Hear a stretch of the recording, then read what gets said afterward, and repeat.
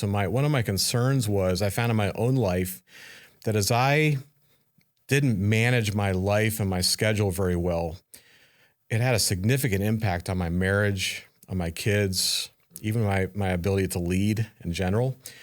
And so I've had some hard moments with the Lord on that, saying, Lord, I need to change, and I want you to use this study.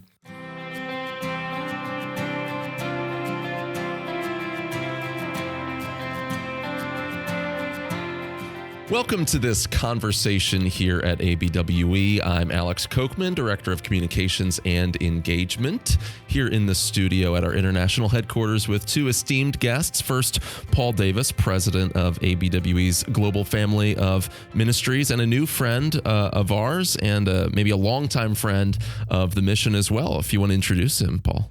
Yeah, today we have with us Don Lough, who has become a friend of mine. And our ministries have been friends for a long time. Word of Life and ABWE's relationship goes back multiple presidents before us. That's right. And the friendship has been long, and the relationship has been deep. And so it's great to have Don Lough with us here today. Very good. Well, thanks for having me. What a privilege. Well, Don, we want to have a conversation. I thought where we'd start, I think the heartbeat of both of us would be disciple making. And I'd love to hear about disciple making in Word of Life. When I was growing up, I did a Word of Life quiet time for many years. As a matter of fact, all through high school. And it was one of the ways that I was deeply discipled. And so I know Word of Life has had an impact on me. Talk with me about your strategy of discipleship. Yeah, maybe I'll back up first and talk about our vision. Our vision is really every young person taking their next step with Jesus. And so that might be a first step in salvation or a second step through a discipleship and growth process. But discipleship, you're right, is so important. You know, you can get people to trust Christ, and we see tremendous response to the gospel. But it's a whole different ball game, right, to engage them now in a growth process, a discipleship process. And so Word of Life has really specialized in that over the years. And you mentioned the Word of Life Quiet Time Diary, which is an amazing tool, which is still being used by tens of thousands of people all over the world. And we actually now have a digital version, kind of online version. We have versions for every age, so whole families can do it together, the same passage. But as far as that discipleship process, there's no substitute for getting into God's Word every day. That just radically changes your life. So when we engage with a student, whether it be a camper at the Word of Life Ranch up in New York, a child maybe 8 years old, right, a teenager in Word of Life Island, adults that come to our family camps, students at the Bible Institute, they actually are all every day deliberately spending time in the Word of God, sometimes with a discipler who's coming alongside of them, a counselor at camp. In fact, at our Bible Institute up in New York and also in Florida, every student is required to be engaged in the discipleship process. We have discipleship groups, there's a one-on-one. But a big part of that, not the only thing, would be the quiet time diary and their daily time in the Word of God. So very important to us. Yeah, so that's really driven the model of how your ministries have been built and grown, because you're reaching and evangelizing students, getting them in the Word of God, giving them an opportunity to go to a Bible Institute, and then from a Bible Institute they could launch into ministries. They're actually required to be in a ministry, right? That's right. That's part of that. It was Howard Hendricks that says more is caught than taught. Right. And so, many times you've got to We throw students, in a sense, into the lion's den, if you will, with training, of course. We want to equip them. Right. But there's nothing like sending a student out to work in a local church for a year while they're with us. Or what really rocks their boat with us is we send our entire campus goes down to New York City or to Tampa, Florida, and they get on the streets and share their faith. And that just really has a way of waking them up and learning how to clearly articulate their faith. And what's exciting for me is many of these students come back and they say, Mr. Lough, I just led my first person to Christ. And that, honestly, that changes everything. Yeah. And discipleship for them becomes a whole lot more meaningful as they realize, well, there's a purpose behind this. I'm to reproduce myself and others now. Right. And so it's been exciting to see our students come through those channels and then excited about serving God wherever. We have students that become doctors and become construction workers. Many of them become missionaries and pastors, but we want to equip them to be amazing servants for Jesus Christ wherever God puts them. Well, speaking of wherever God puts them, so that's how you're inculcating a love for evangelism. How have you seen students move into mission then? What's that equivalent of that light bulb moment where not only do I feel like my faith is for something to make disciples, but then also they're catching a heart for God's world, not just his word? What does that look like? Yeah, we're actually very intentional with that. So when a student is with us, whether it be at camp or Bible Institute or even in we call them student ministries all across the United States and around the world, there's a major emphasis on sharing your faith and talking about the need of the world, the need for the gospel. We have many schools that phase us out. We do an annual missions conference at Word of Life, which is it's probably one of the climaxes for the entire year. And in fact, we have one coming up in October. And it, more than anything else that I've seen, that tends to rock the world. They're meeting missionaries. They're hearing reports from around the world. They're being challenged to support their first missionary. So it's really raising awareness that like, wow, there's a lot of opportunity here.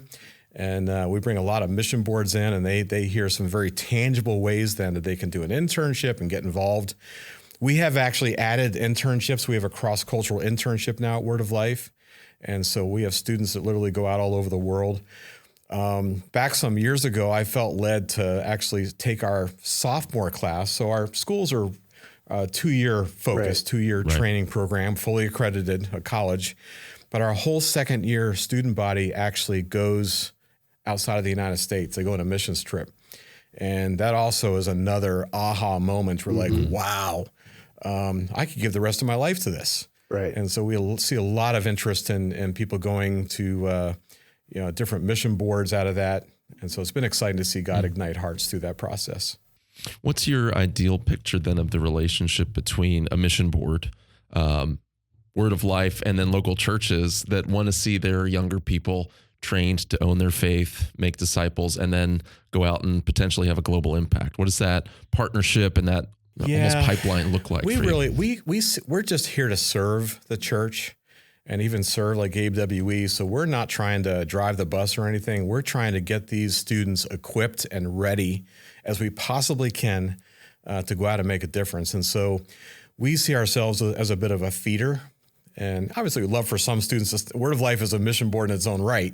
So we are recruiting for our own ministry, but at the same time, ABWE, I think of many of our students have joined your forces over the years.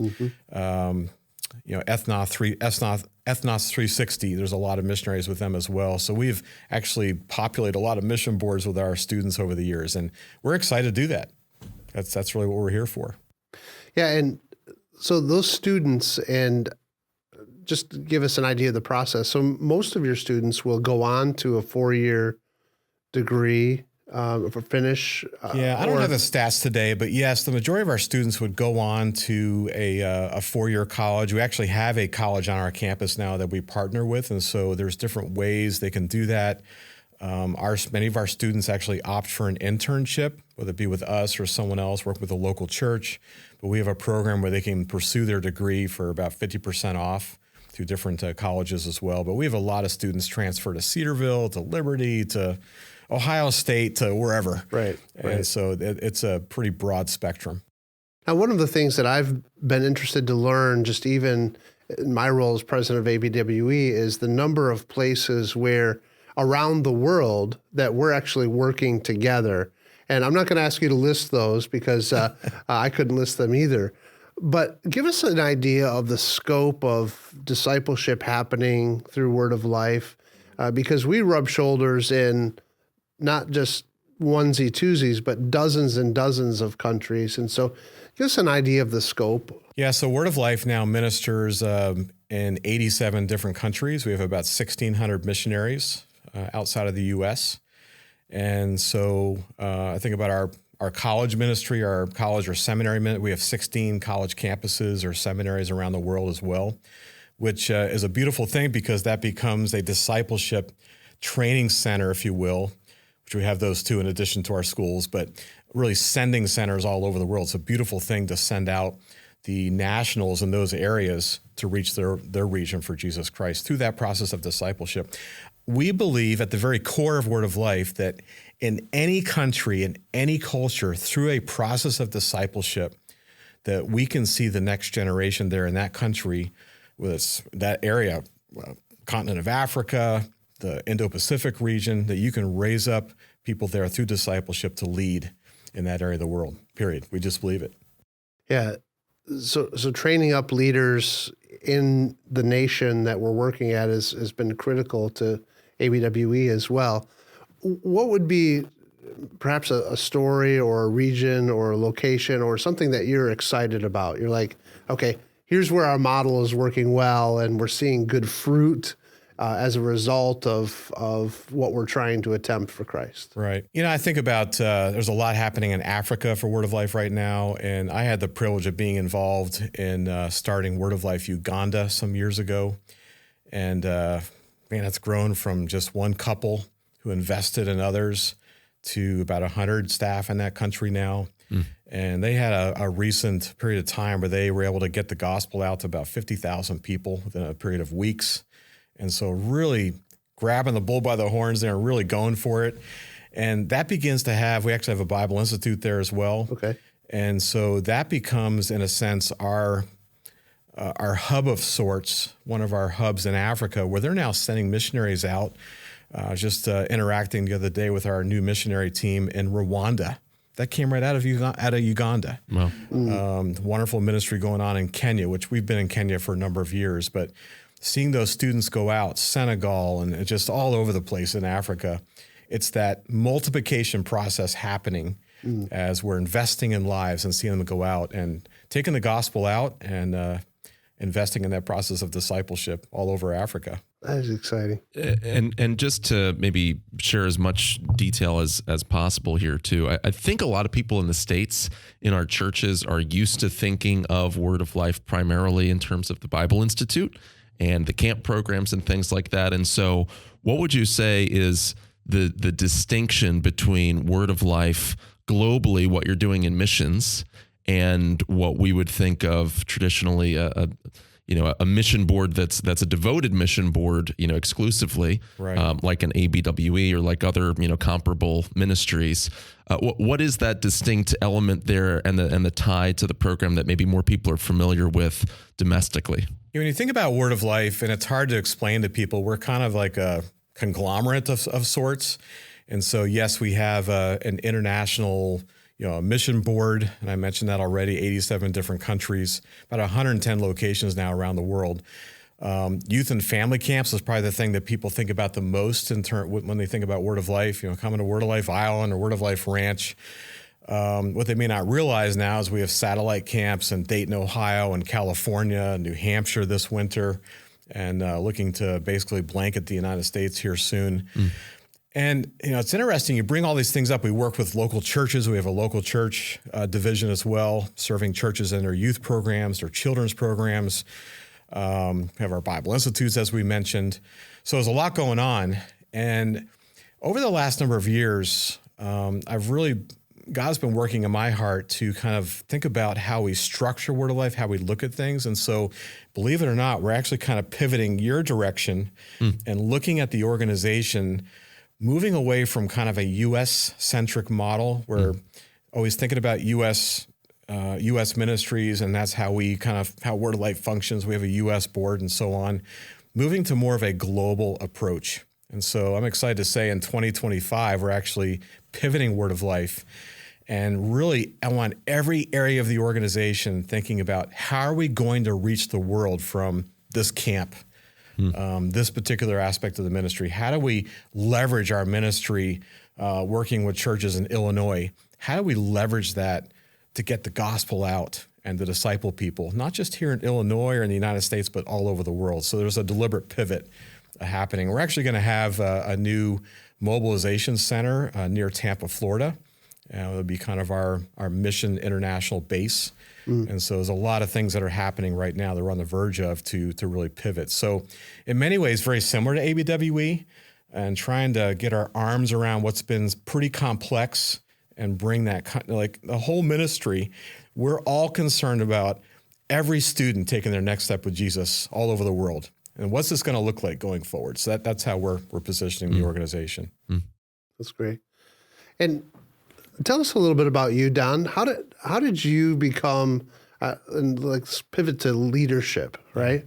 Talk with us about leadership. Who was instrumental in your life? Word of Life is mentoring and raising up young people. How did Don become a significant leader of a significant organization that's doing incredible work for the gospel? Many times I don't even know how I got here. It's not something I ever dreamed of, right? Which I think is a good thing. Feeling. Yeah. And what's the career path to become? There is no career path. It's one day at a time. But yeah, I'm kind of like I feel like an accidental leader. It's a long story. I actually grew up in ministry. My dad was with Word of Life for 22 years. He and my mom were just so faithful in serving Jesus. And so my dad obviously had a significant influence in my life. But I growing up in the Word of Life organization, interfaced with a number of wonderful leaders, like, good friends with Joe Stoll, George Murray, he was head of team, Greater European Mission for a number of years. So I've had some very close friends with those people, and they've kind of helped me through various chapters of my life. But my wife and I was actually focused first on becoming a medical doctor. And so when I came out of college, that was my focus, and God, through different circumstances, kind of pushed me in a whole different direction, went to seminary instead of med school. Okay. I went to Dallas Seminary, and so eventually ended up, through that time, had no interest in coming back with Word of Life, but took an internship for a summer.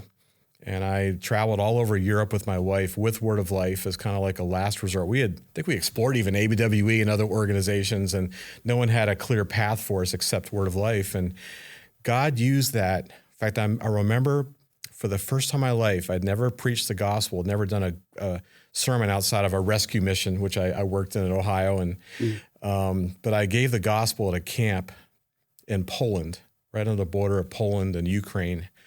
And I'll never forget that night. Almost the entire camp came forward that night. And I stood there because it's a long story, but I had lost the sermon I had prepared. It was an extremely basic, simple, almost embarrassed at how bad it was sermon. And yet God used his word. He used me, but I realized at that point, this is not about me. This is about serving Christ and letting him just work through me. And to see so many kids respond. And I've gone back many times to Poland, been there for baptisms of these kids and see them serving Christ. And I remember that experience saying, all right, God, I can give my life to something like this.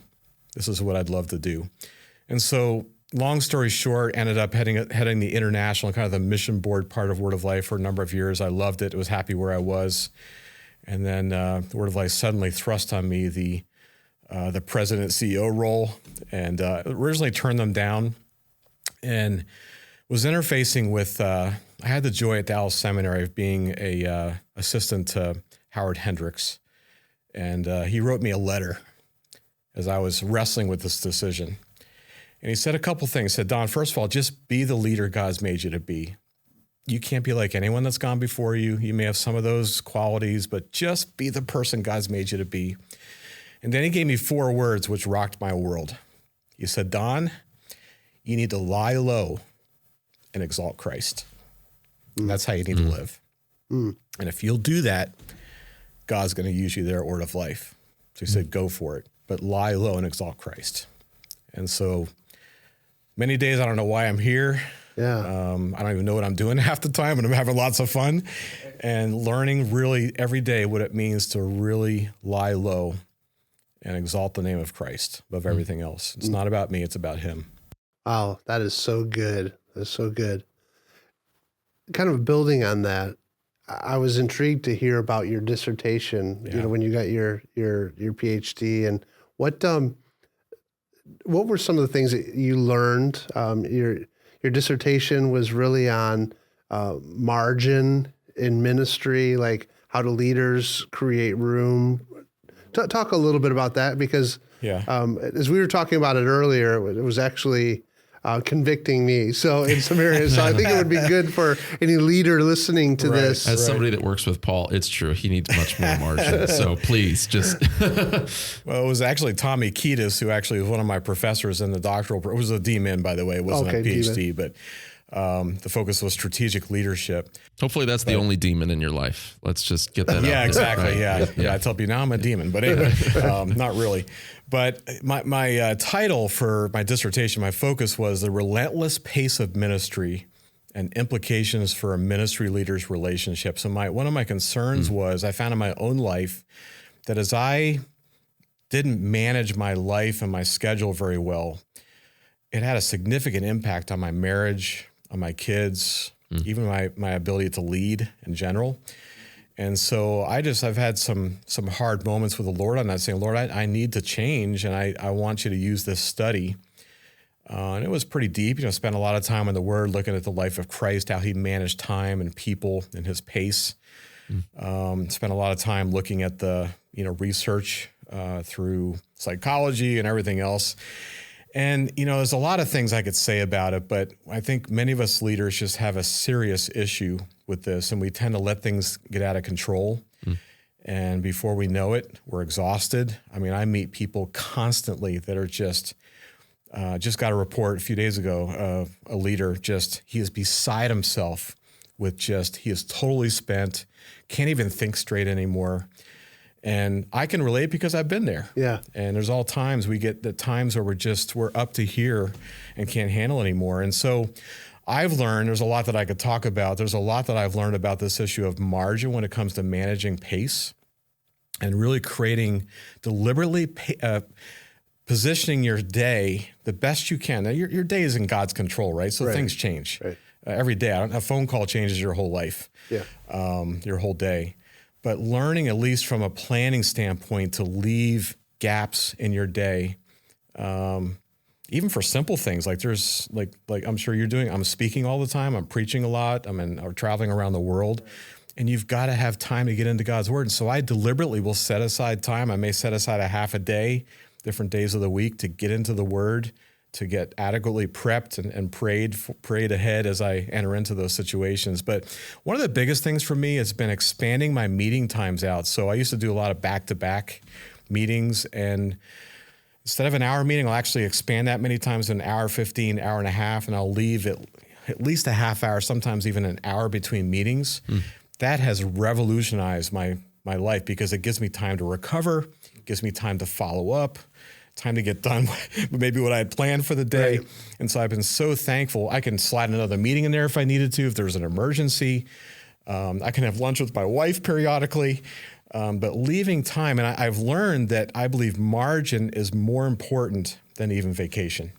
Yeah. And that's interesting that you went straight to, the 15 minutes before and after a meeting or the half hour before and after, because sometimes when I think of margin, I think of, okay, leave one day a week, or take 2 weeks a year, or, have some vacation time.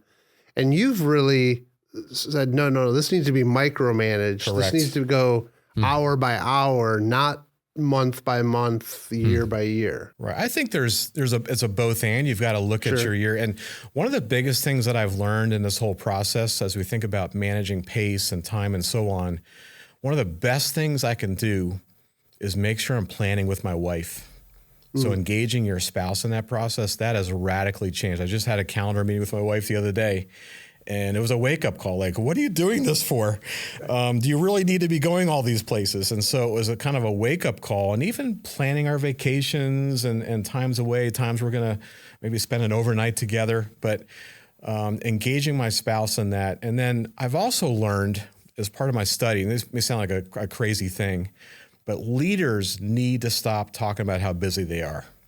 And many times I think it's a pride thing. It's like, let me tell you about my schedule today. It's so crazy. Well, yeah, we all live crazy lives. Yeah. Right.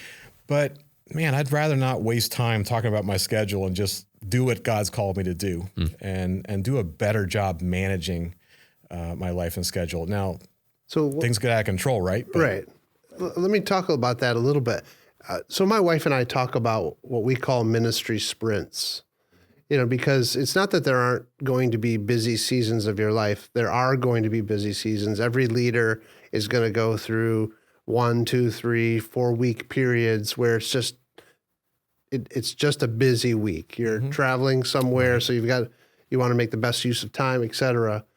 Talk with me how you balance. We call them sprints. I don't know how you would define them, but how do you work with margin, knowing that, okay, October is going to be brutal because things have been planned out so well? Yeah, I'm actually in one of those seasons right now. I'm in a 2-week sprint right now with no day off. And so, well, how do you operate? Well, because I've left margin every day, there's still, even, coming here, having the 6 hours in the car, I had some meetings, but also had some quiet time to pray and think. And so it's watching that daily schedule. And even though I may not have a day off, and there's many weeks where I might be doing an 80-hour just with travel and everything a week. Right. But I've also learned there are sprints and there are seasons in our life where you're going to be exceptionally busy. For us, it's our summer camping season. Right. 9 weeks in a row. There's not a whole lot of breaks there. Speaking 5 times a week, traveling, whatever. Yes. And so we just get through that. And we as a couple, as a ministry team, we just realize this is going to be a really busy time.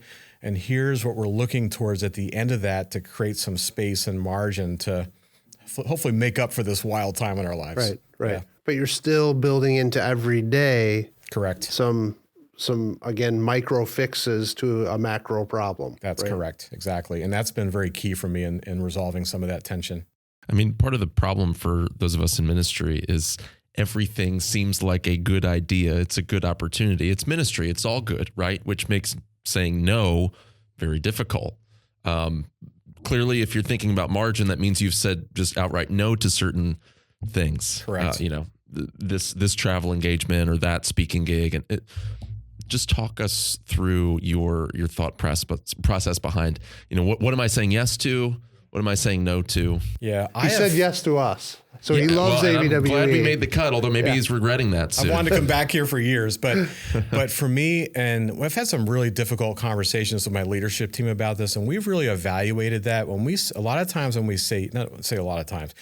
yes sometimes, it's really because of pride, to be honest with you. And sometimes saying no, which I have said no even in the last couple of weeks to some really exciting things, speaking opportunity, talking to a large crowd, whatever it might be. And as hard as it was, I'm like, you know what? Yeah, I'd feel really good doing this. This would be perhaps a great opportunity, but just not right now. And really just going back to asking the Lord, how do I handle this? Is this wise right now? Could it be delayed to a later time? Yes, it looks strategic. And so just really trying to set myself aside and to lie low and to say what's really going to be best for my family, for the ministry. I got to be back in the office sometimes to interface with the staff. And so saying no is it's very hard, but extremely important. It's interesting. Like 2 or 3 times now, you've tied this idea of margin and busyness to pride. Yes, I found that root there. Yeah. So as leaders, we may not have as much of a margin problem as we have a pride problem. And you want to feel important. You want to feel needed. Who doesn't? Yeah. Especially men. Yeah. You want to feel needed. We all useful. struggle with that. Yeah. So I hate to bring that up, but we're all very prideful people, and that's a constant battle. I think it's one of the strategies of Satan to really get us as leaders, but thinking we got to do everything. It all depends upon us. No, it doesn't. Right. Leaders need to lead, and we need to give direction, need to give input, need to be available and so on. But boy, not at the expense of our families, of our marriages, and the team we're trying to effectively lead. Yeah, and that's the insidiousness of pride, that's how it sneaks into our relationships with our wives, right? That's how it sneaks into our walk with Christ as we're exhausted and we don't want to study his word early in the morning like we should. And it's really, again, rooted in pride. Yeah, just looking at ourselves. And, no question, we're told in Scripture to not really look out for ourselves, but the interests of others. So there is an element of looking out. You're going to look at what's best for you, that kind of a thing. But just really being careful about that and taking Hendrick's words, right? Lie low. Well, the irony is that you're also a terrible leader in the process of doing that. You adopt that self-important mentality so often when you bear a mantle of leadership, and yet nobody wants to be led by a person that looks like they're trying to prove something to themselves and others, right? Of how useful or needed they are. One of the challenges with saying no in this whole issue of margin is I've learned over the years, I just can't meet everyone's expectations. Mm.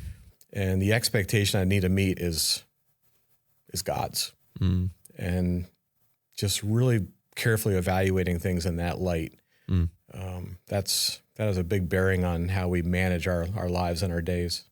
Well, Don, you have exceeded our expectations in this conversation.